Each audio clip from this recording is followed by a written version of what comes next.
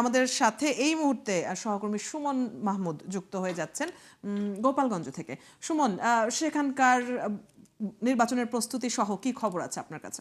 দেখেন, আর মাত্র ২৪ ঘন্টাও কিন্তু বাকি নাই নির্বাচনের, এবং এই নির্বাচনের একদম সামনে দাঁড়িয়ে ৬৪ জেলার ভিতরে আমরা ঢাকাতেই যখন ছিলাম, ঢাকা থেকে আমরা জানছিলাম যে ৪টি জেলাকে বিশেষভাবে গুরুত্ব দেওয়া হচ্ছে এবং সেই জেলাগুলোকে আসলে ঝুঁকিপূর্ণ বিবেচনা করা হচ্ছে। তার মধ্যে আমি এখন যে জেলাটিতে আছি, গোপালগঞ্জ, সেই জেলাটি কিন্তু অন্যতম।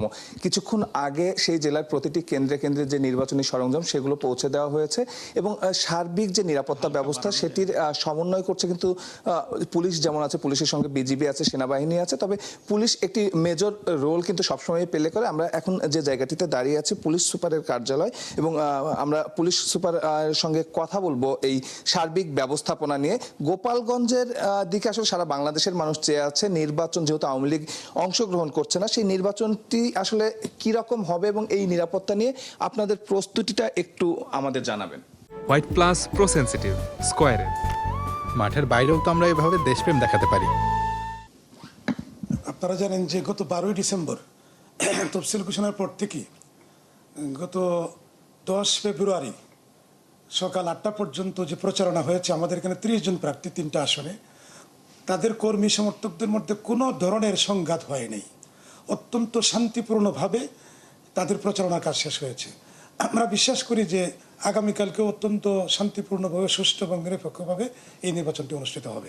আপনারা সেটি বলছেন, কিন্তু আপনারাই আবার যখন কেন্দ্রগুলো ভাগ করেছেন ৩৯৬টা কেন্দ্রের ভিতরে ৩৮৫টাকে আপনারা ঝুঁকিপূর্ণ বলছেন, সেক্ষেত্রে এই বিষয়গুলো আপনারা কিভাবে সামলাবেন? আমরা কোনো ঝুঁকিপূর্ণ কেন্দ্র বলি নেই। নির্বাচন কমিশন থেকে বলা আছে যে সাধারণ এবং গুরুত্বপূর্ণ।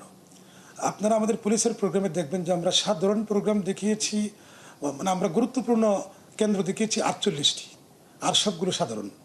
আমাদের যে পুলিশের যে প্রোগ্রাম আছে ওখানেও দেখবেন যে 48টি গুরুত্বপূর্ণ আর বাকি সব সাধারণ। ঝুঁকিপূর্ণ বলতে কোনো কেন্দ্র নাই। আর আমরা যে নিরাপত্তা ব্যবস্থাটি নিয়েছি, আপনারা জানেন যে আইন শৃঙ্খলা একটা অনেকগুলো বাহিনীর সমন্বয় হয়। এখানে সেনাবাহিনী আছে, বিজিবি আছে, তারপরে র্যাব আছে, আনসার আছে। ভোট কেন্দ্রগুলোতে আনসার এবং পুলিশ ডিউটি করবে, আর মোবাইল ডিউটি যেগুলো সেগুলো পুলিশ, আর্মি, বিজিবি, র্যাব সবাই মিলেই করবে।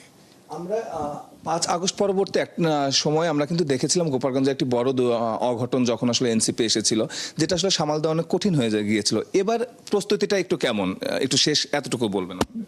আপনারা মনে হয় লক্ষ্য করেছেন যে গত 2 মাসে 30 জন ক্যান্ডিডেট তারা প্রচারণা চালিয়েছে। তাদের কর্মী সমর্থকদের মধ্যে কোনো ধরনের মারামারি হয় নাই।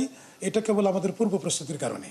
তো আমরা বিশ্বাস করি আগামীকালকে কোনো ধরনের মারামারি সংঘাত হবে না। আপনি শুনছিলেন একদম আত্মবিশ্বাসের সুরে কিন্তু আসলে বলছেন গোপালগঞ্জের যিনি পুলিশ সুপারের দায়িত্বে আছেন, যে কালকে 3টি যে আসন আছে, 3টি আসনের কোনোটিতে কোনো রকম হট্টগোল হবে না। যদিও হয় সেই বিষয়ে তাদের কিন্তু সর্বাত্মক প্রস্তুতি রয়েছে, সেটা কিন্তু কিছুক্ষণ আগে আমাদের তিনি জানালেন, এবং আমরা মাঠ পর্যায়েও কাজ করে যতটুকু বুঝেছি আসলে সেরকম কোনো আসলে আশঙ্কা থাকলেও সেরকম কোনো সম্ভাবনা কিন্তু আসলে নেই। হয়তো শান্তিপূর্ণভাবেই গোপালগঞ্জের ভোটটি অনুষ্ঠিত হবে।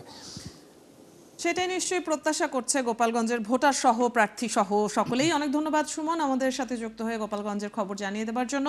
দর্শক, গোপালগঞ্জ থেকে সহকর্মী সুমন মাহমুদ যুক্ত ছিলেন এতক্ষণ।